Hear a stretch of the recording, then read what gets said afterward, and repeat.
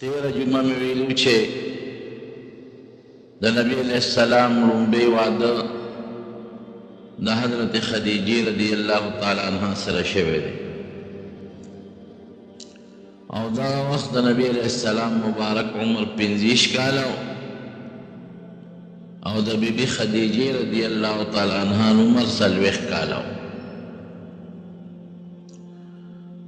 او د حضرت خدیجې رضی الله تعالی عنها په خواهش باندې دا نکاح شوی او واده شوی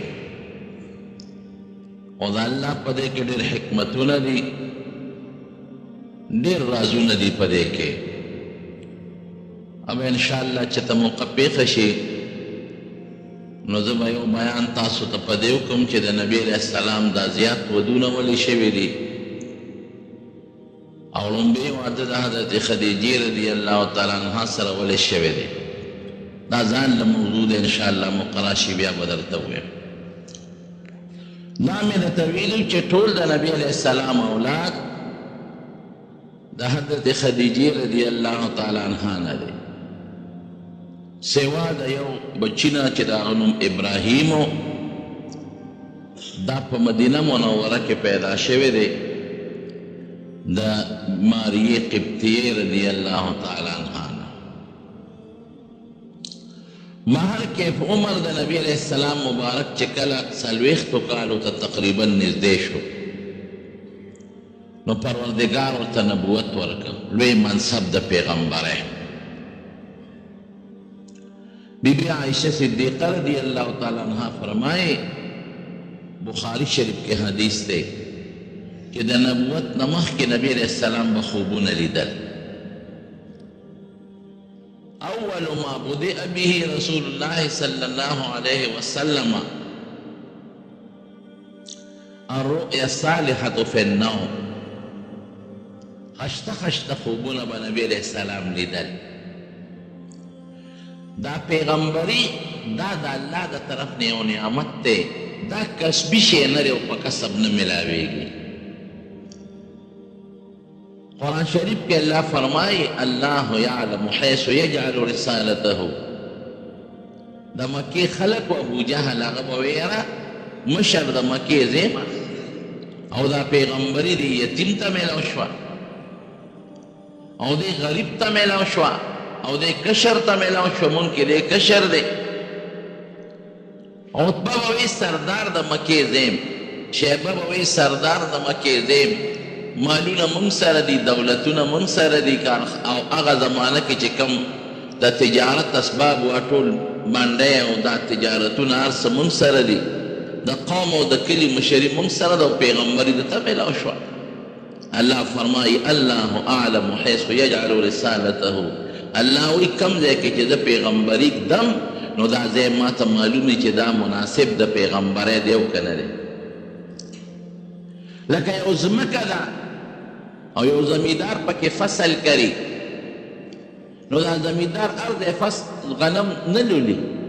بعد زمکہ دا سی چی اگئی کہ غنم انستل نو دا غنم اخلی تخم ختم کی وی خلی بعد زمکہ دا سی چې هغه به غنم زرغون کې خو بیا قابله د دیني چې د غنمو له ترقي ورکړي طاقت په دې ځمکه کې نه د زرغونتیا برابر نه شاړه ځمکه او چې کومه ځمکه د دې قابله چې دا غنم زرغونی او دا بوټي غټی او دا بار کوي او دانا مضبوطه خېجی نو زمیدار بیا د تخم په هغه ځمکه کې کري یو زمیدار پرې پوهېږي چې دا ځمکه قابل د کاشت او دا نه ده دا قابل د زرغونتیا دا او دا نه ده او دا د فصل د کرلو ځمکه دا او دا نه ده نو رب العالمین به په دې نه پوهېږي چې دا انسان د نبوت قابل دی او دا نه دی دی د نبوت بار وړي شي او دی د نبوت بار نشي وړی او د نبوت دا لوی طاقت دی لرلی شي او دی نشي لرلی او بیا د پیغمبره چې کوم مقاصد دی هغه مقاصد دی پوره کولی شي او دی نشي پوره کولی نو الله وی الله اعلم حیث یجعل رسالته وی چې کوم ځای د پیغمبري مقرروم دا ځای ماته معلومې هر چاله د پیغمبري خو نه ورکوم دا خو دا د الله د طرف نه یو نعمت دی او هغه ځای کې د پیغمبرۍ دا بوټي نه لئ چې کوم ځای ورته معلومي رب العالمین ته چې دی دا بار وړی شي. نو نبی کریم صلی الله علیه وسلم له الله نبوت ورکاو. نو نبوت یو خدادات شی دی د الله د طرف نه دی او دا خوب هم د الله د طرف نه. که یو سړی وایي چې زه د خوب خشته ووینم، دی په خپل سوچ خوب نشي لیدلی، دی چې وده شي نو د الله د طرف نه د دې زړه ته القا کېږي او دی خشته خوبونه یې او یا شیطان یې دې زړه ته ناست نو هغه ورته څه وسوسې اچوي. خو دا خوب که شیطاني دی او که رحماني دی، دا خوب درې قسمونه دي، یو ته رحماني وي، بل ته شیطاني وي، بل ته حدیث النفس وي. دا درې واړه د انسان په اختیار کې نه دي،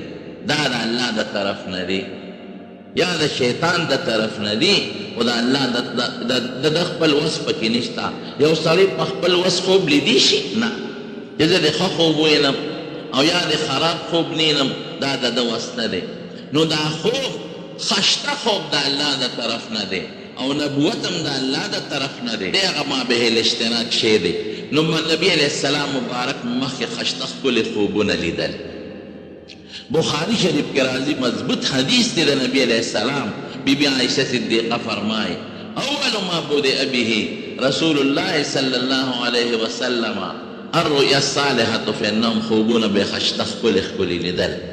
او بیا فرمایي دا خوب به څنګه دا به داسې و چې کوم خوب به یې ولید نو جاءت مثل فلق الصبح. بخاری شریف کې حدیث دی. نو فلق الصبح د سبا سره تشبیه په دوه څیزونو کې ورکوي، لکه څنګه چې سبا روښانه او واضحه دقه رنګې د خوب تعبیر به نبي علیه السلام ته واضح او روښانه د خوب په تعبیر به پوهېده. او یا مثل فلق الصبح زموږ علما لیکي وی لکه سبا چې روخېږي نو د شپې هغه تیاره ختمه چې د سړي په دې زړه کې یو انشراح پیدا شي، یو کولوالی پیدا شي، یو انبساط پیدا شي، فراخي پیدا شي، زړه خوشحاله شي. دقه رنګې دې خوبونو باندې د نبي کریم صلی الله علیه وسلم زړه مبارک به خوشحاله شو، زړه کې به انبساط پیدا شو، خوشحالي به پیدا شوه. دا د پیغمبرۍ نه مخکې خدای پاک ښیي، لکه حضرت یوسف علیه السلام خوب لیدلی و قرآن شریف کې الله فرمایي خپل پلار ته خوب بیان کوه چې البابا انی رأیت 11 کوکبا والشمس والقمر رأیتهم لی ساجدین. یو ستوري مې ولیدل او نور او سپومې مې ولیدل چې ما ته تعبیر او ما ته سر ټیټه دي. نو پلار خو پیغمبر هغه پوه شو چې د 11 ستورو نه ستا 11 سرونه مراد دي او د نور او سپومې نه زه مراد یم او مور دې مراد ده. نو که دارونه دې خبر شي چې موږ به د یوسف تابع کېږو، د تا به سر ټیټه کېږو، نو دا درته سازش جوړ نه کړي. نو یا بنی لا تقصص رؤیاک علی اخوتک فیکیدوا لک کیدا ان الشیطان للانسان عدو مبین. شیطان ګوره ډېر لوی دشمن دی، دارونه به درته ولمسئ او سکیم سازش درته جوړ نه کړي. نو چې کله بیا یعقوب علیه السلام سره د خپلو بچو مصر ته لاړ، د یوسف علیه السلام په دعوت او ملاقات ده، نو قرآن شریف کې الله فرمایي خروا له سجدا، دا ټول ورته سر ټیټه شو. نو فوراً ورته یوسف علیه السلام وایي خپل پلار ته یا ابت هذا تأویل رؤیای من قبل، بابا چې ما کوم خوب مخکې لیدی و دی هغه تعبیر شو. نو دې لیدل دغسې نبي کریم صلی الله علیه وسلم ته خدای پاک خشته خشته ښکلي ښکلي خوبونه ښودل. دا پیغمبر سره خدای مدد کوي. قرآن شریف کې الله تعالی د ابراهیم علیه السلام په حق کې فرمایي ولقد آتینا ابراهیم رشده من قبل وکنا به عالمین، چې ابراهیم علیه السلام له مخکې ما هدایت ورکړی، لاره کوټې من قبل د ماشوموالي نه پکې د هدایت آثار پراتو او کنا به عالمین. مونږ ته پته وه چې ده کې صلاحیت د نبوت او د پیغمبرۍ شته. بهر کې دمارونو نو دا خشته ښکلي خوبونه نبي علیه السلام لیدل. نو بی بی عایشه فرمایي ثم حبب الیه الخلاء، ځان لوالی ورته محبوب شو،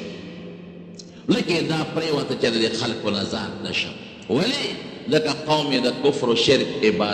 عبادتونو کې مبتلا دي، کافران دي او مشرکان دي او بوتانو ته سجدې نه کوي او د بوتانو په نومونو نظرونه او نیازونه کوي. او نظرانی ورکوي او د بوتانو په نوم باندې دا منښتې کوي. نبی کریم صلی الله علیه وسلم نه یو ځل یو صحابي تپوس کوي. حضرت انس فرمایي دی خادم و د نبی علیه السلام وی ما یو ځل د حضور پاک نه تپوس کړی چې د الله رسوله تا چېته د نبوت نه مخکې چېته بت طرف ته رجحان او میلان پیدا شوی دی؟ وی نه. وی زما د ماشوموالي نه د بوتانو نه نفرت و او چېرته د بت نظرانه صدقه دې خوړلې ده؟ وی نه. وی یو مجلس کې زه ناست او په مکه مکرمه کې یو بل کس و د هغه نوم زید ابن عمرو ابن نفیل. دا زید ابن عمرو ابن نفیل دا حضرت عمر فاروق د تره زوی او مشهور صحابي دی حضرت سعید ابن زید چې عشره و مبشره کې د هغه پلار. دین د بوتانو د عبادت نه توبه طایب شوی. یو مجلس کې ناستو او غوښه پرته وه، ډوډۍ پرته وه او دا غوښه د بوتانو په نوم باندې حلاله شوې وه. د بوتانو په نوم دا غوښه دا ذبحه شوې وه. نو چې څنګه کېښودې شوه نو نبي علیه السلام دعوت دی نو خوره. وی مې چې زه خو نه خورم، دا د بوت په نوم حلاله شوې ده. وی هغه زید ابن عمرو ابن نفیل هم وایي چې زه هم د بوت په نوم غوښه نه خورم، د بوت په نوم چې کم څاروي ذبحه شوې دي دا نه خورم. نو زید پکې مشر و. نبي علیه السلام وایي زه په عمر کې کشر و. نو هغه زید وی ډېر خشته دلیل وی وی اوس مې په کې هغه خبره کړه. هغه زید د مکې خلکو ته وی خلکه وی دا څاروي الله پیدا کړی، دله په دې وجود کې د ګرځېدو طاقت الله پیدا کړی دی او ده چې کومه ګیا خوړلې ده دا هم ولې الله پیدا کړې ده. نو دا د بوتانو په نوم ولې حلاله وې؟ پکار چې د خدای په نوم دا حلاله کړې. نو حضور پاک دوی په خپله زندګۍ کې ما د بوت په نوم ذبیحه او حلال شی نه دی خوړلی، د هغې نه الله ساتلی. او حضرت زید ابن حارثه کوم چې د نبي علیه السلام غلام دی وی یو ځل هم طواف کو د بیت الله، د بیت الله نه ګیر چاپېره بوتان پراتو. نو وی زمونږ به دا عادت و چې مونږ به هغه بوتانو له ګوتې وړلې، لکه اوس چې سړی طواف کوي او حجر اسود نه لاس یوسي. دا یو احترام دی. دغه رنګې به دوی د هغه خپلو بوتانو احترام کو. نو وی ما مونږ به چې تلو نو بوتانو له هم ګوتې وړئ. نو وی ما یو بوت اصاف د هغه نوم و، وی هغه بوت له مې ګوتې یوړئ. نو نبي علیه السلام منې کړم چې مه وړه ګوتې ورونه وړئ. نو چې دوباره بیا پې رالم نو ما دوباره قصدن ګوتې ور وړئ چې نبي علیه السلام به څه وایي.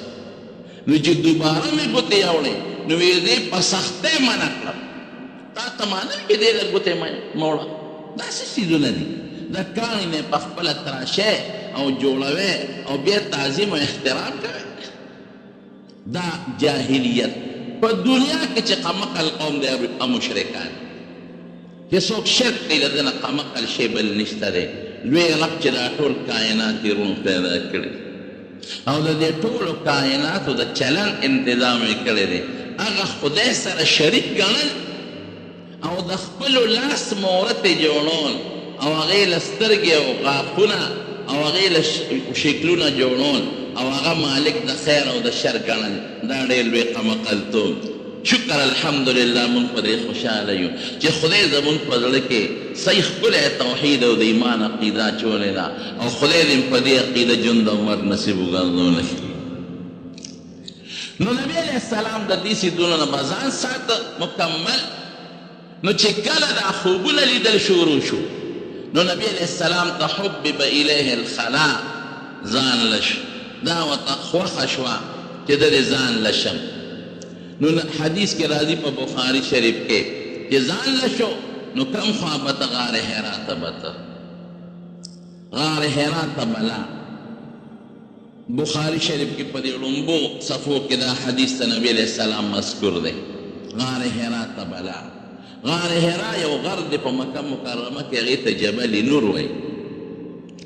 دا هغه غر په سر کې یو غار دی. فکان یخلو بغار حرا، هلته به ځان له به کېناسته. نو څه به یې کول؟ فیتحنس فیه، هغې کې به د الله عبادت کړو. اوس ذهن کې دا سوال راځي چې دا غار حرا ولې د عبادت لپاره منتخب کړ؟ یو سوال. دویم سوال دا راځي چې د نبوت نه مخکې نبي علیه السلام کوم عبادت کو؟ څه کول؟ نبوت خو لا ملو شوی نه دی. د لومبي سوال جواب علماو ګڼ لیکلي دي چې کوم آسان دی هغه درته وایم. وی غار حرا یو خو ځان لري او عبادت خوان هله کوي چې سړی د مخلوق نه یو ګوټی لږ ځان لري او رب العالمین ته متوجه شي، نو هله عبادت خوان کوي. د دې وجې نه د شپې د عبادت فضیلت ډېر راغلی دی. تهجد ولې؟ ځکه دې د مخلوق نه ځان دی، خلکو دی، ریا پکې نه، شر شور پکې نه، نو سړی الله ته پوره متوجه وي. د خلکو مخکې چې عبادت کې څوک به ټوخي کوي، څوک به شر کوي، څوک به چغې وایي، نو ستا توجه به د الله نه هغه بندګانو طرف ته پیدا شي. چې سړی ځان له عبادت کې توجه صرف رب العالمین ته الله ته خشوع خضوع مزیدار ہے. نو یو خو غار حرا ځان لري، نو ته به وایې چې ځان له ځای نه خو نور هم ډېر و که نه، دی ولې غوره کړه. نو بعضې علما وایي وی د نبي علیه السلام نیکه عبدالمطلب دغه ځای کې عبادت کړی، نو ځکه یې دا ځای خوښ. یو جواب دا هم دی، ټیک. بعضې علما وایي وی دا داسې ځان له ځای چې د خلکو د رسېدو نه محفوظ و. واقعي غار حرا په هغه غر کې اوچت دی، تقریبا څه کیلومیټر یا د هغې نه کم زیات مزل دی ورته د غر د ویښ نه چې بره خیجې. نو څوک رسېدل رسایي ورته ګرانه ده، نو سړی پکې ځان له مطمئن عبادت کوي. لیکن ورونو مزیدار خشته جواب یې دا دی که تاسو لاړئ خدای مبوزه او غار حرا ته ورسېدی او د هغې محل وقوع ته مو کتل، نو پخپله به محسوس کړئ چې دا ځای ډېر مزیدار. ولې؟ ځکه هغه ځای داسې دی لکه ته به دا جوړ د عبادت دپاره دی. ځان له یو خشته مزیدار راکوټې غار چې نه پکې سړی ودرېدي شي، نه پکې سړی سملاستېدي شي، ډډه به پکې وی او مخې بالکل بیت الله شریف ته مخامخ دی، بالکل مخامخ. سړی چې هلته کې په غار حرا کې کینې ودرېږي او یا کینې په هغه غار کې، نو مخامخ بیت الله. اوس خو بیت الله ځکه نه ښکاري چې ګیر چاپېره ته برنډې دي، خو د بیت الله برنډې اوس هم د هغه ځای نه ښکاري. نو سړی پخپله محسوسوي چې که دا برنډې نه وې نو عین بیت الله په نظر راته. نو داسې ځای دی چې ځان نم دی، د خلکو د رسۍ نم بچ دی، اوچت هم دی، محفوظ هم دی، او یو داسې غار دی چې ته به وایې عبادت دپاره مستقل جوړ دی او مخامخ د بیت الله شریف ښکاري. نو دا ځای نبي علیه السلام دې دپاره منتخب کړ چې دلته به عبادت هم کوم، د باران نه محفوظ، د انور نه محفوظ، او سړی پکې سملاستېدي نه شي چې ناست دی چې پوره د الله عبادت پکې وکړي، او مخامخ بیت الله ښکاري، او د بیت الله کومه کونه مخامخ ورته ښکاري چې کومه کونه د بیت الله د حجر اسود والا کونه، بالکل د حجر اسود والا ګوټ ته مخامخ غار حرا په مکه مکرمه کې دا غار دی په جبل نور کې مخامخ. نو دې کې به عبادت کوو. بیا عبادت یې څه کړی دی؟ فیتحنس فیه، عبادت پې کوو. عبادت یې څه کوو؟ څوک وایي د ابراهیم علیه السلام د دین څه بعضې آثار پاتې وو، نو لګیا دی په هغه طریقو باندې د ابراهیم علیه السلام د دین چې کوم آثار دي نو هغې آثارو مطابق عبادت کوي. بعضې علما دا څوک وایي نه، د نبی علیه السلام مبارک عبادت سو الهامي عبادت. رونو دا خبره ذهن کې واچوئ چې پیغمبر د نبوت نه مخکې ولی خامخا دی، ولایت خو شته، نبوت نشته، ولایت نشته، ولی ته الهام کېږي د الله د طرف نه. ګوره خوبونه به یې لیدل. تر دې حده پورې بی بی عایشه صدیقه فرمایي، یو حدیث دی په مسلم شریف کې په صحیح سند دی، مسلم شریف مضبوط سند سره دا حدیث منقول دی. نبی کریم صلی الله علیه وسلم بی بی عایشه ته فرمایي، وی عایشه وی اغا انی لاعرف الحجر، انی لاعرف الحجر الذي كان يسلم علي قبل النبوة. وی اغا کانی چې د نبوت نه مخکې به په ما سلام اچو، وی هغه ما ته معلوم دی. انی لاعرفه الان، وی اوس هم ما ته معلوم دی هغه کان. او یو روایت کې داسې دي چې زه به کله د دې کاڼي مخکې راتېرېدم نو دې کاڼي به ما ته په بلند اواز ووي السلام علیک یا رسول الله، आवाज به راته په صحیح مسلم کې دا حدیث موجود دی او په مضبوط سند موجود دی چې الله رسول پتا دې سلام نو ګوره دې آثارو ته ګوره د نبوت نه مخکې کاڼې په سلام اچوي په نبي علیه السلام کاهنان خبرونه ورکوي او خشته خشته خوبونه ویني نبي علیه السلام مزیدار نو چې دا څیزونه الله القا کوي انسان ته خوبونه یې نو د عبادت الهام هم ورته په زړه کې کوي چې په دې طریقه عبادت کوه دا طریقه عبادت کوه په دې طریقه عبادت کوه نو په هغه طریقه نبی علیه السلام په هغې کې عبادت کوه او یو روایت کې د یتحنسو په ځای یتحنفو دی فیتحنف فیه او دین حنیف هغه دین دی چې کوم د ابراهیم علیه السلام دینو یو حدیث پاک کی راضی الانبیاء کلهم اخوة بنی العلات وی انبیاء طول علاتی رونه ابوهم واحد و امهاتهم شتا وی پلار یو د امین دی جدا علاتی رونه آغیتا وی چه پلار یو امین دی جدا دیتا علاتی رونه وی پارا بیک وی ابوهم واحد دا طول پیغمبرانو پلار یو امهاتهم شتا امین دی جدا مقصد څه شروع مقصد دا چې عقیده د ټولو پیغمبرانو یوه ده اصول یو دي اصول آدم علیه السلام نه د نبي علیه السلام پورې چې څومره پیغمبرانو عقیده د ټولو مشترکه ده فرق پکې نشته اصول د عبادت یو دي مونځ هغې ټولو پیغمبرانو منځونه کړي دي اصل دا شو ټولو پیغمبرانو زکات ورکړی دی عبادت بدني مالی دا اصول دي او فروعات چې دي فروعی مسائل دا هر پیغمبر بیا جدا دی لکه د مونځ طریقه د نورو پیغمبرانو جدا او زمونږ د مونځ طریقه جدا اوقات د نورو پیغمبرانو جدا او زمونږ جدا دی نو یتحنفو د بل روایت کې دین حنیف دا د ابراهیم علیه السلام د دین نومو لکه زمونږ د دین نوم چې څنګه اسلام دی دا دوی ته لکم الاسلام دینا نو د ابراهیم علیه السلام د دین ممکن ده چې الله ورته القام کوله او بعضې آثار د ابراهیم علیه السلام د دین پاتې وو د هغې مطابق هم لګیا او رب العالمین ورته په خوبونو کې یا په زړه کې القا کوله ولایت پیدې د هغې مطابق نبي علیه السلام عبادت کوه خف یتزود ځان سره به یې توښه وړله توښه به یې وړله چې توښه وړي دا ولې وړي توښه خوري بس توښه ځان سره وړي دې نه وروړو یو بله مسله معلومه شو بعضې خلک د رهبانیت والا عبادت کوي لکه عیسایان او د هغوی پادریان او د هغوی هغه خاص خلک نو هغوی ډوډۍ نه خوري ودونه نه کوي دا په اسلام کې شدیده ګناه ده لا رهبانیت فی الاسلام قرآن شریف د دې نه ګورې منع کړې ده اوس نبي علیه السلام ځان لري بعضې خلک د دې نه یو خبره معلومه هلکه اوس هم یو سړی به لاړ شي او په یو جونګړه کې او په یو غار کې به څلوېښت ورځې چله وباسي او عبادت به کوي نه اوس چې چله وباسي په جومات کې به کښېنئ یا اوس که ته عبادت کې اعتکاف کې په جومات کې به کښېنئ شاړې ځمکې ته غرونو ته ځنګل ته به نه ځې ولې نبي علیه السلام تللی دی وایي ته ما منې کې نبی علیه السلام چې کوم وخت کې تللی دی او دغه چلې نبی علیه السلام ایستلې هغه وخت کې مونځونه لا فرض نو په نبی علیه السلام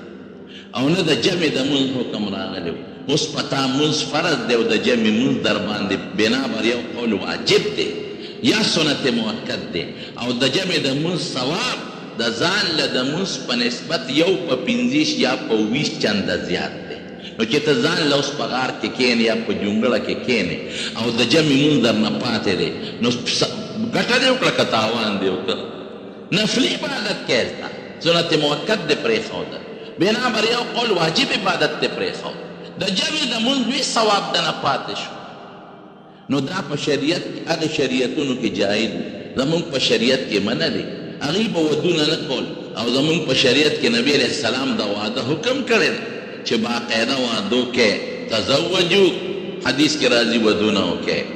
او من رغب عن سنتي فليس مني النکاح من سنتي زما د طریقو یو طریقه ده چا چې د دې نه رغبت وکړو رهبانیت طرف ته میلان وکړو وایي دا زما طریقې والا نه دی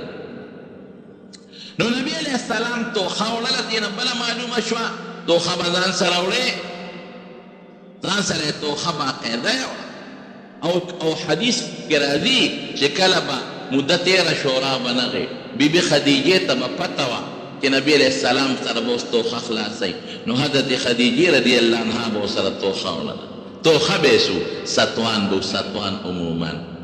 اوبه به یې بتکي کې به یې ځان سره اوبه یې قسم دی سړی حیران شي چې د خدیجې رضی الله عنها د حضور پاک سره څونه محبت الله ولې انتخاب کړی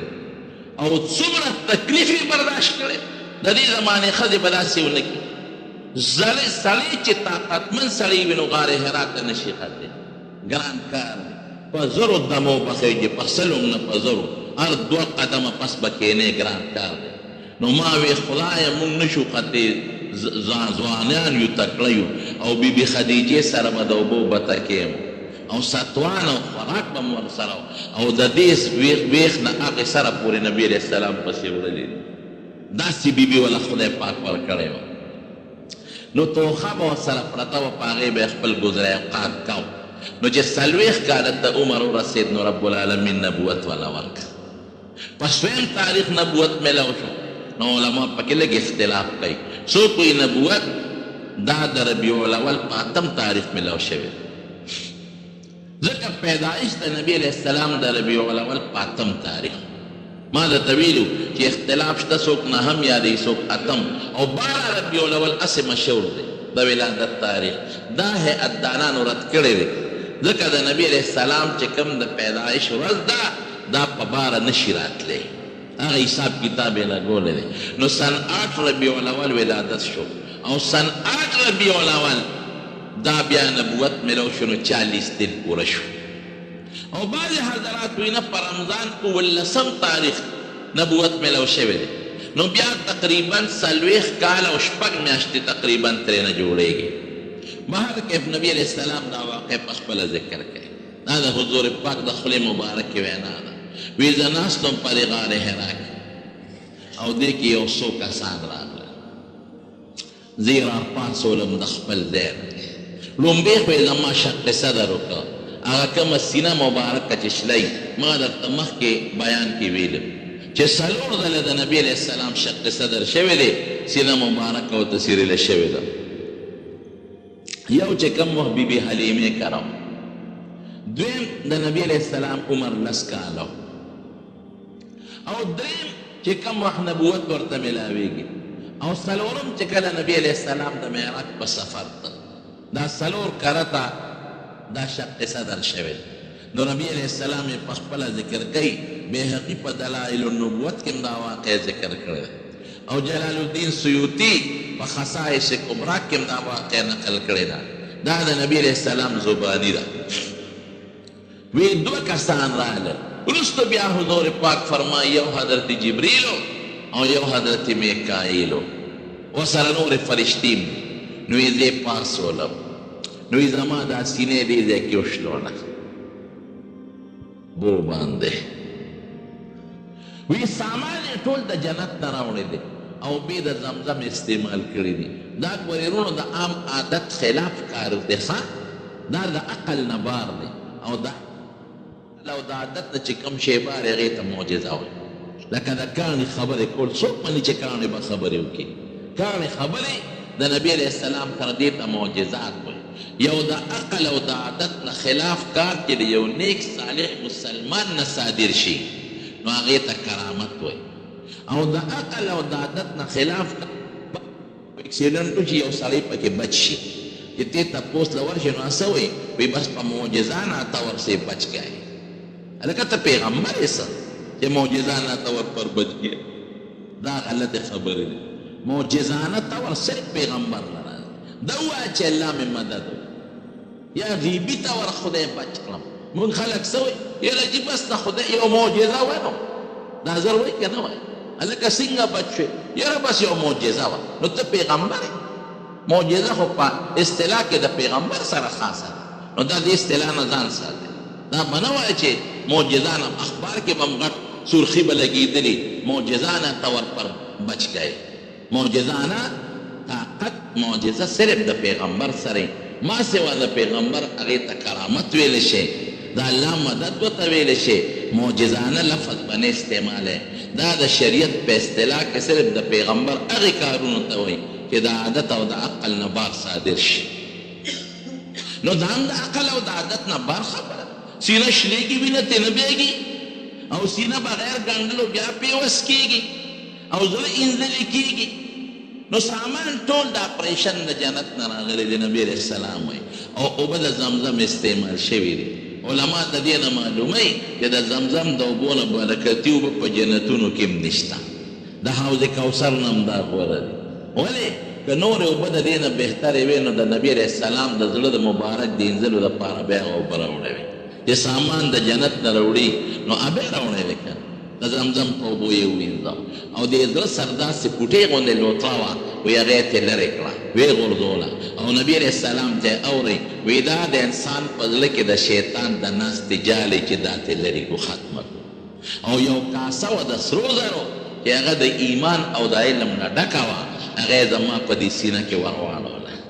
ایمان او علم په سترګو نه ښکاري، دلته یې وجود نشته، خو عالم بالا کې دا ټول اعراض د دې عالم هلته وجودونه لري. لکه زمونږ مونځ به تللی کېږي، روژه به تللی کېږي، او زمونږ حج او ذکرونه به تللی کېږي، نو ته به یې ټول خو په هغه څیز کې راځي چې کوم شی مادي وي، دا څنګه تللی کېږي. نو څه جوابونه علما نور هم ورکوي، خو مضبوط جواب دا دی چې د دې عالم اعراض چې دي چې هغه نه محسوس کېږي او نه په لاس کې نیولې کېږي، نه تیلی کې اچولی شي، دې له به وجودونه وي په هغې عالم کې، هغه شکلونه به یې راوالي، په تله کې به یې واچوي. نو ایمان او علم هم یو شکل لري. لکه حدیث کې پاک کې راځي وي ما له پی وڅښل او چې کوم رانه زیاتي شو مې حضرت عمر له ورکړل. نو صحابه ته تپوس کې د الله رسول تعبیر یې څه دی؟ وایي دا علم دی. ګوره علم یې د پیو په شکل نبي علیه السلام ولید. یا د قیامت پر ورځ ګډ به راولي، یحیی علیه السلام نه به چاړه ورکوي، به حلال کړي، الله بوی دا مرګ دی لاړ ختم شو. نو مرګ د ګډ په شکل کې ولیدلی شو. وی زما رګونه پې ډک شو او یو مهر ورسره و زما په دې زړه د پاسه یې ولګم او بیا یې په لاس راخکړه، سینه مې بنده شوه. وی یو غیبي تله راغله. دا حدیث هم په خصائص کبرا کې جلال الدین سیوطي رحمت الله علیه په مختلفو سندونو راوړی، یو سند نه دی، ګڼ سندونه یې وله راوړی، دا یې ثابت کړی. غیبي تله راغله، نو یې یو چابلي کې ودرولم او بل چابلي کې بل سړی ودرول. نو بیا کسان غیبي راتل، هغه یې زیاتول، اخوا لس شو دې خوا زه شوم، نو بیا زه درون شوم، اخوا شل شو دې خوا زه شوم، بیا درون شوم، اخوا ته لس په زیاتول، اخوا سل شو دې بل طرف ته زه شوم، زه پې درون شوم. نو دا یو فرشته دې بل ته وایي چې بس مې تله که دا ټول مخلوق د دنیا د سره په یو چابلي کې واچو، دې بل طرف ته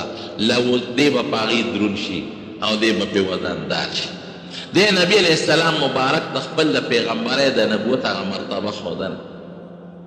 خبره مې دې پورې کوله رونو چې جبریل علیه السلام د دې کارونو نه فارغ شو. نو نبي علیه السلام ته وفرمایه وویل چې اقرأ ولوله لوله سرو لوله. نو بعض علما یو حدیث نقل کړی دی چې د ریخمو په کپړه کې ورته د آیتونه راوړي، دا 15 آیتونه، او د ریخمو دا کپړه ډېره مزینه کړې وه، په هغې کې ورته وي اقرأ ولوله. نو جواب اسان شو، ما انا بقارئ. بخاري کې راځي ما چې زه خو لوستونکی نه، زه خو امي، ما خو نه سکول ویلی دی، نه مې کالج کې سبق ویلی دی، نه دارالعلوم او نه په مدرسه کې. خو دا روایت یو کوټې کمزوری دی.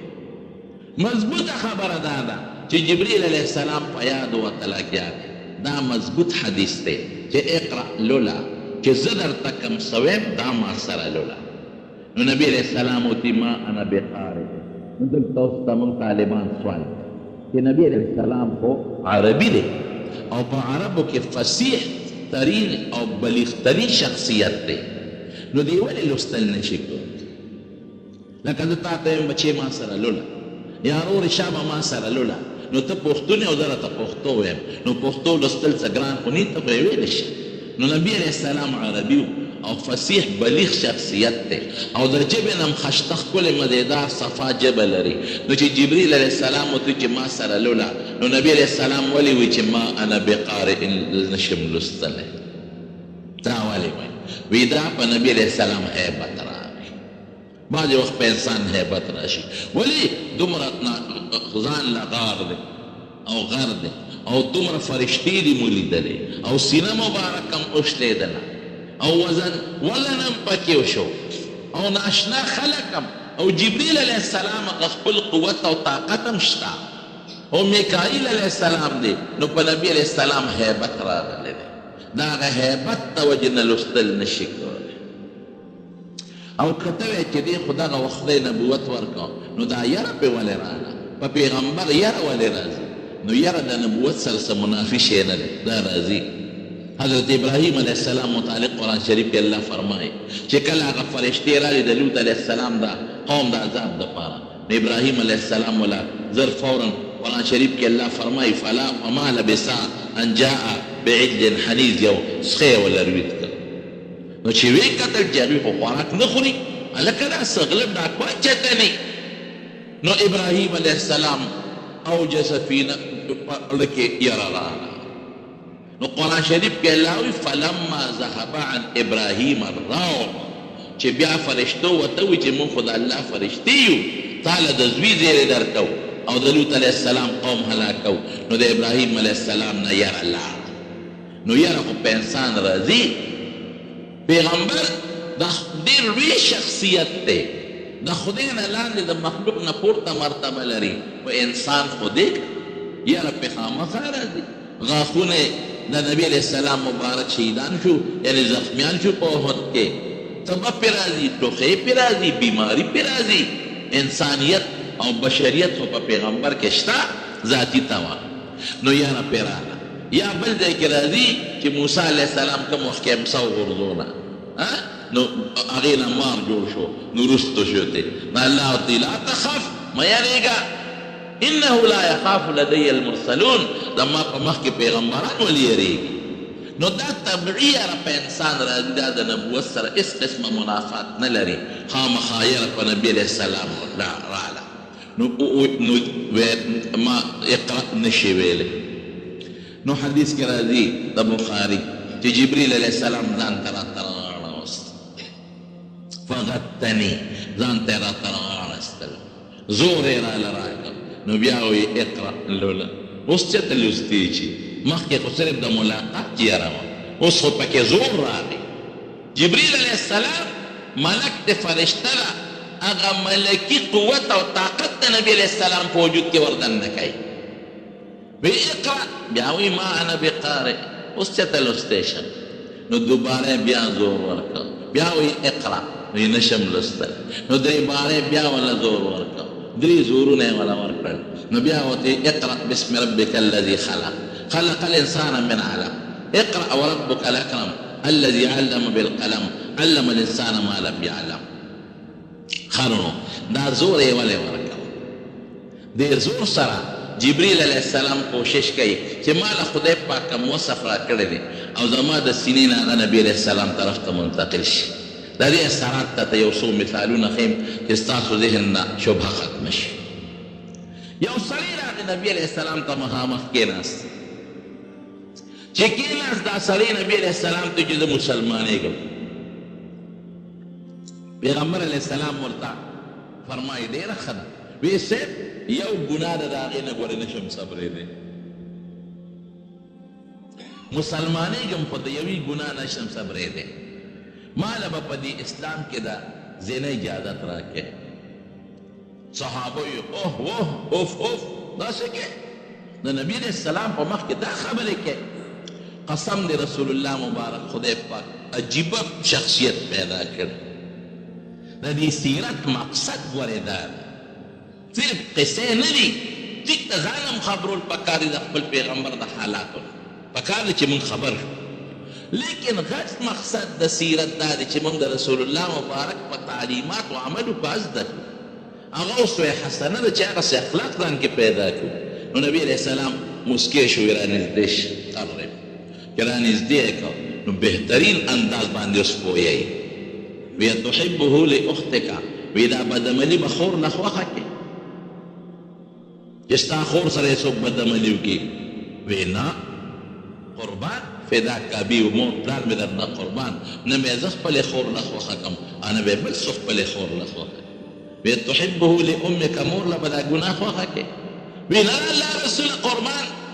نه زه مور نه خوښوم نه به بل څوک خوښه کړي. وی لور له به خوښه کې، ښځې له به خوښه کې، یو یو ورته شماري. وی د الله رسول قربان نه به زه ښځې لور له خوښه کړم نه به بل څوک خوښه کړي. بس سړی پېښ شو که چې زه دا بدعملي کوم نو چا سره به کوم؟ یا به د بل چا خوري، یا به د چا لوري، یا به د چا موري، یا به د چا ښځی. نو چې خپلې له نه خوښې نو بل له ولې خوښې؟ وی غلی شو. نبي علیه السلام څه چل وکړو؟ په دې سینه باندې ورته لاس مبارک داسې راښکړ او وی اللهم طهر قلبه، خدای زړه والا پاک کړي دې سړي له، واحسن فرجه او اندام هم والا پاک کړي. صحابي وایي چې د نبي علیه السلام لاس زما سینې ته ورسېده. په ترمذي شریف کې راځي چې د نبي علیه السلام لاس زما سینې ته ورسېده. وی قسم د شهوت ختم وتښتېده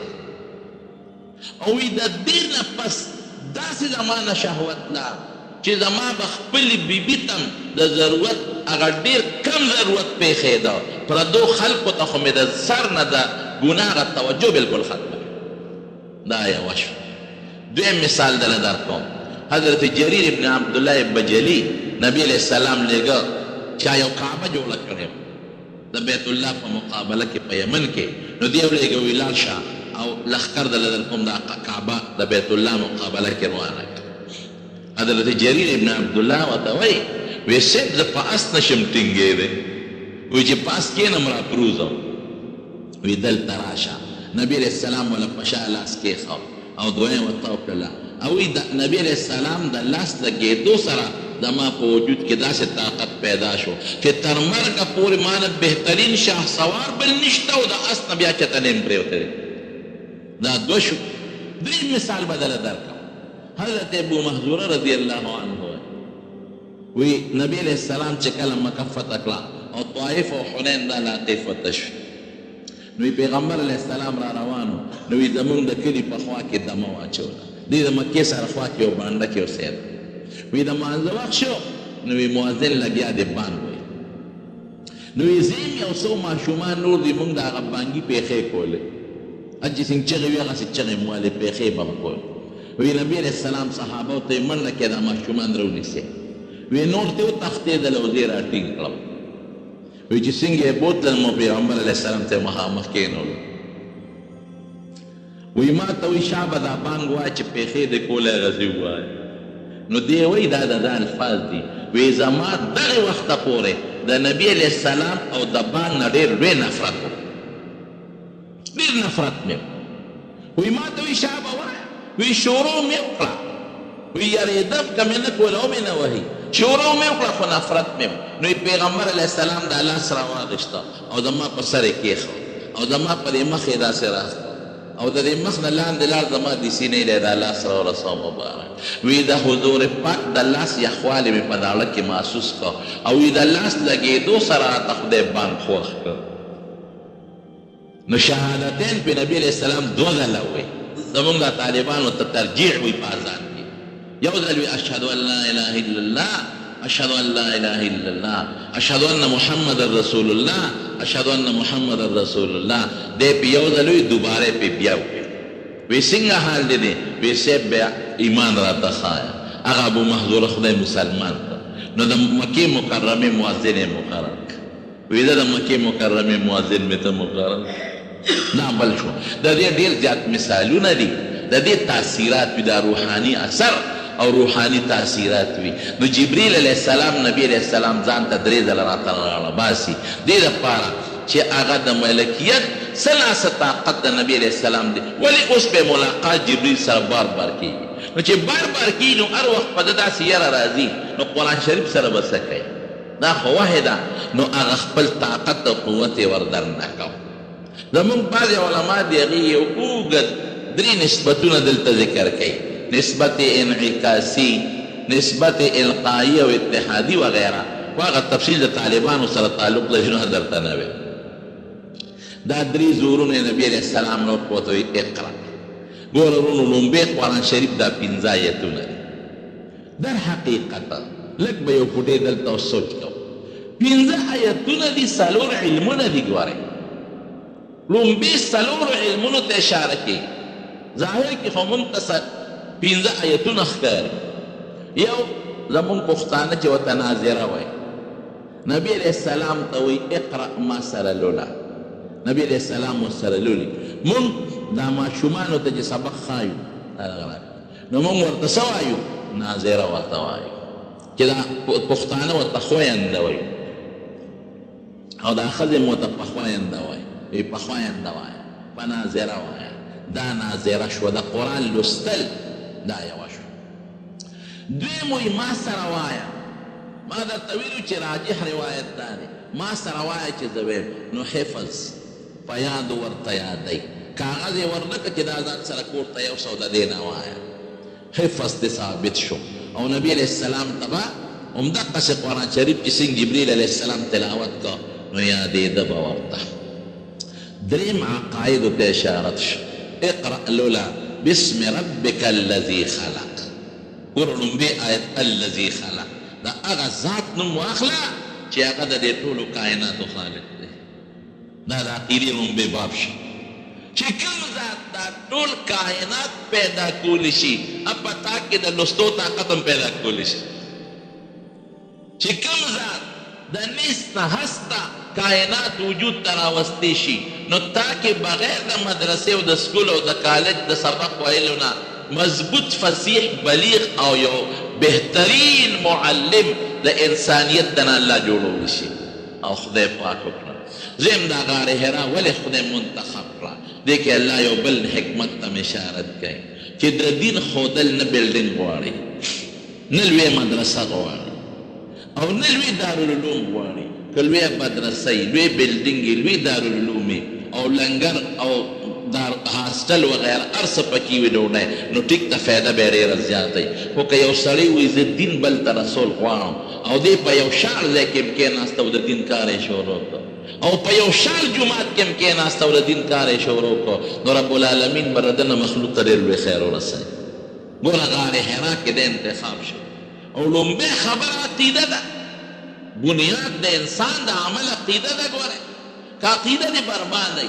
او ته ډېر منځونه هم کې او ډېر نفلونه هم کې او ډېر تهجدونه هم کې نو ګورې دا د خدای په نیز د ماشي د وزر برابر قیمت نه لري.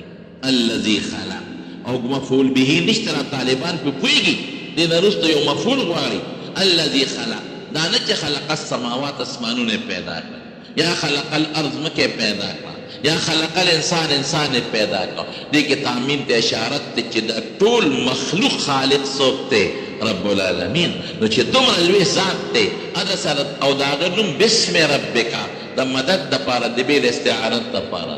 د الله د نوم مدد ځان سره واخله چې کوم ذات د کائناتو خالق دی تا کې د وینا طاقت او د معلمیت د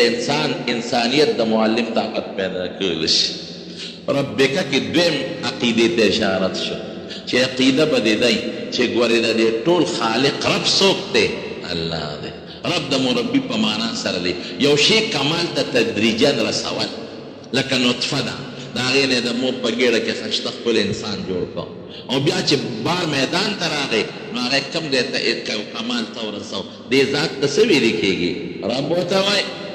هر یو څیز د لاول پوټې وي تدریجا رو رو رو په قلار قلار یې کمال ته ورسوي. دې زمیندار ته مجازي رب وایي ځکه چې تیغه روځي نو کله سر اچوي کله خاختراشي کوي او کله دارو درومل نو هغه بوټې کمال ته ورسېږي. دا مجازي دی په حقیقت کې دا کارونه الله کې دی او ظاهري سبب. نو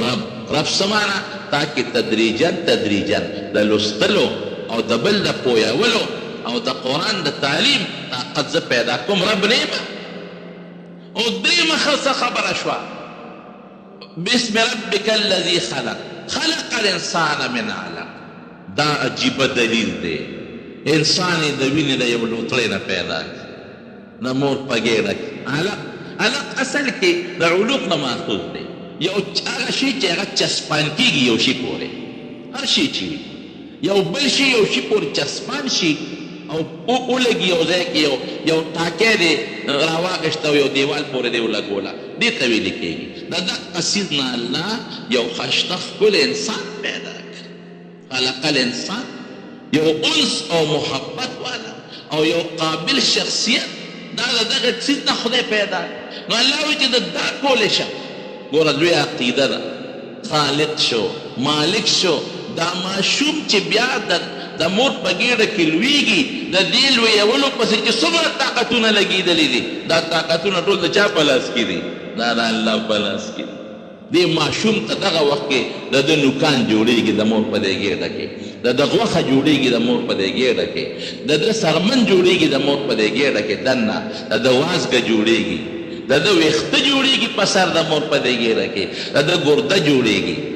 د ده جگر جوړېږي د مور په دې ګېډه کې د ده کلمې جوړېږي د مور په ګېډه کې د ده سرمن جوړېږي دغې چربي هر څه جوړېږي دا خو مختلف طاقتونه غواړي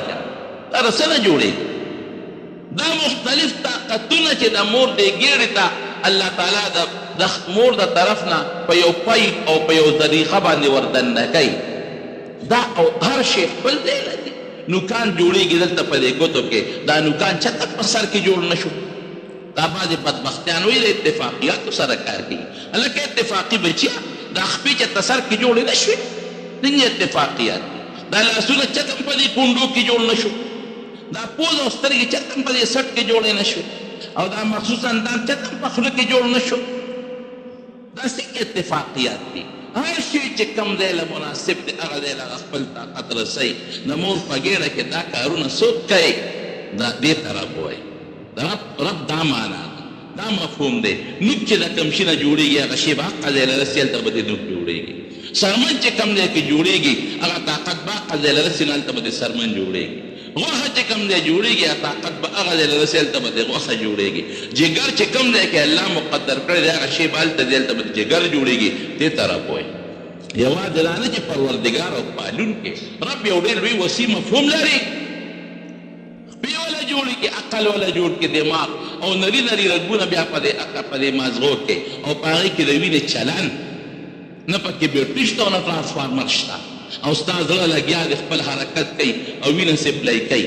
او خراب او باسي او تازه وینه وجود ته رسوي او په وینو کې بیا هغه خلیې هغه څومره دي او په زرګونو هغه سپینې او سرې او قیسې پسې دا چا پیدا کړلې دې ته رب وایي رب دا ورته ښایي چې زه رب یم نو تا کې د لوستلو او د تعلیم طاقت پیدا کولی شم خلق الانسان من علق اقرأ وربک الاکرم الذي علم بالقلم دوه خبرې دي ربک الاکرم بعضې وخت کې یو سړی د یو شي تقاضا کوي چې زده کړم استاد یې شوبي استاد ورته پوره خبرې نه ښایي یاره ولې دلته که زه هر څوک یم خدای ما سره یو شان الله وی ربک الاکرم ګورې زه سخي یم ښه چې د کوم څیز تا ته ضرورت دی فټافټ به درته حاضرېږي زه به درته ښیم ربک الاکرم الذي علم بالقلم اوس دې کې بل اشارت شو علم بالقلم اسباب به استعماله ما هم له جبریل رالیږم دې ستا یو سبب دی قلم شو مثلا دې زمانه کې کمپیوټر شو مثلا بل یو شی شو د تعلیم او د تعلم په لار کې چې کوم اسباب دي خو هغه زمانه کې کمپیوټر یاد کړی وي شاید چې خلکو چې دا لا څه شی دی قلم استعمال شو نو د علم دوه قسمه دی یو سړی چې علم زده کوي دوه سببې دي یو ظاهري سبب هغې ته وایي قلم شو مثلا دې ته کسبي علم وایي او یو وهبي علم دی قرآن شریف کې الله تعالی فرمایي وعلمك ما لم تكن تعلم وكان فضل الله عليك كبيرا وی هغه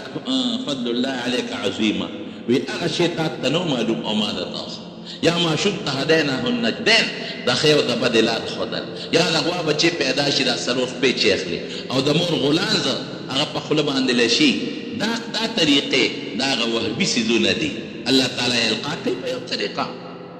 دې ته وهبیات وایي او یو کسبي دي هغې کې اسبابو نه دخل وي نو دواړه ورته دلته ښایي علم بالقلم کې کسبي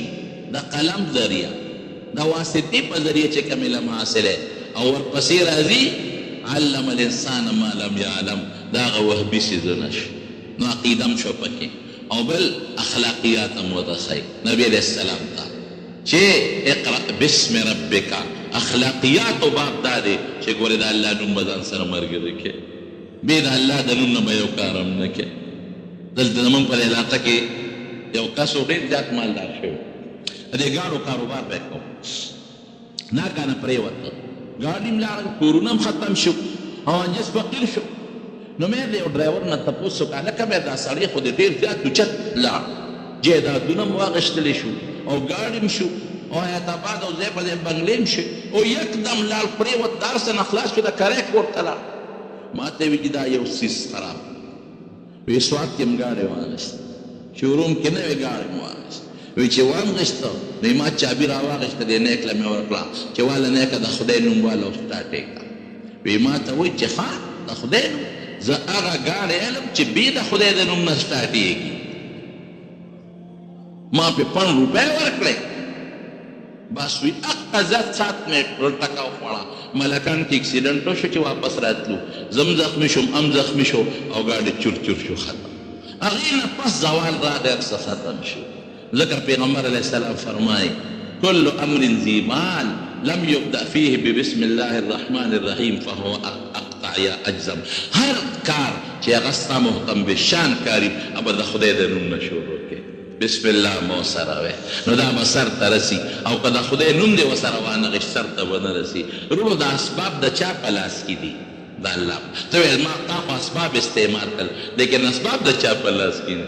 او ستا د لاسونه د چا په طاقت کې دي د الله نو الله نه به مدد غواړئ بسم ربک او الاکرم لفظ چې زه سخیم تا ته علم خیم ته به هم ځار کې د کرم ماده پیدا کې او بل ته به ګورې خیم بهر کې دا څلورو علمونو باندې مشتمل دا آیتونه نبی علیه السلام ته ورکړی شو او رسول الله مبارک کور ته راغی چې څنګه راغی او په خدیجې رضی الله عنها راننوت نو یخني کېده کور ته ننوت وی زملوني په ما څادر واچوئ ډېر لوی زور پې راغی قرآن حکیم کې ځان له زور دی حضرت زید ابن ثابت رضی الله عنه فرمایي دا د وحی کاتب دی وحی به یې لیکله سعودي په اتقان کې دا حدیث نقل کړی دی وی یو ځل وحی نازله شوه د نبي علیه السلام د هارون مبارک زما د رون د پاسه پروت و وی زما دې رون له دونه زور ورکړه کادت فخذي ان تردها چې قریب و چې زما د هارون دې ټوټې کړی ډېر علامات کړی او حدیث کې راځي چې نبی علیه السلام به په اوښه سورو په څاروي ټینګېدې به نه شو څاروي فوراً به کېناستې او بی بی عائشہ صدیقہ فرمائی بخاری شریف کے حدیث تے وَلَقَدْ يَنزِلُ عَلَيْهِ الْوَحْيُ فِي الْيَوْمِ الشَّدِيدِ الْبَرْقِ سخت یخنے کی جب کل وحی نازلے دلا لکه جنوری و دسمبر میاشت نو چې ما به د نبی علیہ السلام دی مخ مبارک ته وکتل نو ان جبینه لا يتفسد عرقا وی د دې تندینه به د خپلو دا قطار لاندې را روان او بل حدیث کې راځي حضرت عمر فاروق او د حضرت اعلی روایت ته په بخاری شریف کې راځي د جهرانی په مقام د اعلی حضرت عمر توی یاره ما ته هغه ټیم به څنګه وښایي چې په نبي علیہ السلام وحی راځي وی پورېږه چې کله شروع شي درته به ووایم وی دی کې نبي علیہ السلام نه چا د مسلې تپوس وکړه وحی را شروع شوه وی حضرت عمر ما ته وی راشئ اعلی ورته ګوره وی چې نبي علیہ السلام نه وحی آثار لاړو ما ورته کتل وی سترګې تکې سرې سرې وي او رګونه له مخې پړسېدلي او یې غټې غټې ساګانې غښتلې نو دا انا سنلقي علیک قولا ثقیلا د ثقیل یو خوا بله معنا د مشوره یو دا چې نبي علیہ السلام له به ډېر لوی زور ورکړ نو دا لومبې وحی وه نو ډېر لوی زور او هیبت په نبي علیہ السلام راغی او کور ته راغی او بیا بیبي خدیجې رضی الله عنها ته یې په ما څادر واچو بهر کې پروت دې نه باقي چې څه واقعات حالات دي اب انشاءالله آینده جمعه کې درته بیان کوم خو زه درته دا وایم چې د سیرت د نبي علیہ السلام د اورېدو په مقاصدو ځان پوه کړئ یو مقصد دا دی چې موږ د خپل پیغمبر د حالاتو نه ځان خبر موږ د دنیا د دې لیډرانو د حالاتو نه څونه خبرې او دا قائد اعظم په دې تاریخ پیدا دی او په دې وفات دی او پاکستان جوړېدو سره مثلا تعلق دی او اقبال علامه اقبال او فلان کې او فلان کې او فلان کې او زموږ د دین لوی رهنما محمد رسول الله صلی الله علیه وسلم دی پکار چې موږ د هغې د حالاتو نه ځان خبر کړو زموږ د ایمان او د عمل دی د هغوی د برکت نه او دا یاد ساتئ چې د چا عصمت خولې کې کینې که نه نو هغه سره فطري نفسیاتي اثر دار چې هغه سره مینه محبت پیدا کړي نو مینه محبت به پیدا شي او د مینې محبت مقصد اتباع د نبی علیه السلام د ګورې غټ مقصد دا دی چې جمدې قوم هغه دی چې د خپل مشر تاریخ هیر نه کړي یاد وساتي او چې کوم قوم د خپل مشر زوړ تاریخ هیر کړه دا مړ قوم دی مړ انګریز زمونږ په دې وطن کې په نظام تعلیم کې داسې خباستونه را دننه کړي دي چې زمونږ په نظام تعلیم کې کومه حصه چې پیغمبر مبارک له پکار ده او د هغه صحابو له پکار ده او شریعت له پکار ده د هغې حصې نه زمونږ نظام تعلیم محروم پرېښی دی زمونږ بچي به ښه لوی تعلیم به وکړي او ښه علم به حاصل کړي خو چې کوم اسلامي تربیت کې د هغې نه به خلاص پاتې وي زمونږ حضرت شیخ صاحب رحمت الله علیه مولانا حسن جان صاحب رحمت الله علیه دا هغه خبره مې درته نه کړې په مدینه منوره کې ناست وم یو وکیل دی د دې هزارې مانسیرې وی ما ته وایي څه کې برخورده مې چې دې جامع کې سبق وی وی ما ته وایي خلک اسمان ته وختل سپومې ته وختل او ته زړو پسې ګرځې وی ما ورته چې کاکاجي هغه سپومې مې تا ته پرېښې ده هغې ته ته خېږه او زه به د خپل پیغمبر زاړه یاد وی بیا ما ته وایي چې برخورداره دا نبی علیه السلام د اکبر پاچا زمانه کې تېر شوی مې چې تا ته دا پته نه لګي یاره ما خو پلانکي سکول کې او پلانکي سکول کې سبق ویلی دی هغه سکولونه هم هغه سکولونو چې د دې ګندو خلکو سره تعلق دی میشن او دا فلانکي فلانکي د خپل پیغمبر د تاریخ نه دی خبر او دا هغه الفاظ ده ما ته اوس هم یاد دي وی په لاهور کې یو پرچا د جرنالیزم کې دا سوال راغلی و چې په نبي علیه السلام نوټ ولیکئ نو هغه سوال داسې و چې د خندو نو بیا هغه شی بار اخباراتو ته راوتی و او په ادارې لیکلی شوی وي نو چا لیکلي په مکه مکرمه کې یو مالدار کور کې پیدا چا لیکلي چې د میټرکه پورې تعلیم یې په مکه کې حاصل کړ او اعلی تعلیم له آکسفورډ یونیورسټۍ ته تللی او چا پکې په کشمیر کې پیدا شوی دا د خپل پیغمبر مبارک د تاریخ نه ناخبر څومره لوی احسانات دي محسن انسانیت بلکې زه یو جمعه به درته په دې بیان کوم چې نبی علیه السلام یوازې د انسان دپاره نه وما ارسلناک الا رحمة للعالمین حیواناتو دپاره هم د رسول الله مبارک وجود رحمت غلامان او وینځې او څه ته ویلي کې کافر او حیوانات د ټولو لپاره یو بهترین نظام موږ ته پرېښی او ټول نظام کې رحم نن خو دا زموږ د اغیار لګیا دی او چغې وایي او په اسلام باندې د دهشتګردۍ یو غټ لیبل یې د پاسه لګولی اسلام کې چې کوم مودت دی اسلام کې چې محبت دی انسان ته انسان ولې وایي انس د دې خپله ماده انس دی انس الفت ته ویلې کېږي یو بل سره الفت به ساتې افسوس چې مونږ خلکو خپل اسلام نه دی پیژندلی د اسلام غلط روح که مونږ ته څوک پیش کړي نو مونږ وایي دا اسلام مونږ ته پته نه لګي نو اسلام نه ځان خبرول پکار دي د پیغمبر د حالاتو نه ځان خبرول پکار دي اسلامي تعلیمات نه ځان خبرول پکار دي چې مونږ په هغې باندې عمل رب العالمین مونږ د نبي علیه السلام مبارک لږ مې وخت بدل زیات واغېشته پروردګاره د هغې په تعلیماتو زموږ عمل نصیب کړي الله زمونږ اسلامي اخوت نصیب کړي پروردګاره د نبی کریم صلی الله علیه وسلم راوړلی شوي دین د هغې عقاید اعمال اخلاق پروردګاره زمونږ نصیب کړي او زمونږ په دې معاشره کې د قرآن و سنت نظام راولې امن پکې راولې سنت سکون پکې راولې الله که څوک حاجتمند دي حاجتونه یې پوره کړي څوک مریضان دي ته وله شفا ورکړي څوک مقروضین قرضداره دي قرضونه اخلاص کړي چاته څه پریشانۍ ټینشنونه یې هغه وله په خیر او په خوشحالۍ بدل کړي الله ته زمونږ نه راضي شي زمونږ ټول اعمال د خپل رضا د حصول ذریعه وګرځي وصلی الله تعالی علی خیر خلقه محمد یو سړی مړ شي او د هغه قاتلان ګڼي بلکل په یو کس باندې ګڼو کسانو له قصاص ورکېدی شي یو حضرت عمر په زمانه کې داسې شوې وه کسان ګڼو نو وی دا خو سړی یو مړ دی او ته پرې ګڼ کسان وژنې وی که ټول د صنعا خلک په دې قتل کې شریک هغې له به م پې سزا ورکوم دا وظیفه دا به چې ته بل دغه کې ته ووایم بې روزګار دی الله تعالی دې ورته د خیر روزګار ورکړي حضرت عمر فاروق د زوی متعلق چې کومه واقعه ده د زنا والا چې سزا ورکړی شوې ده دا واقع ټیک نه ده حضرت عمر رضی الله عنه د دوی متعلق یو مشهور واقعه ده،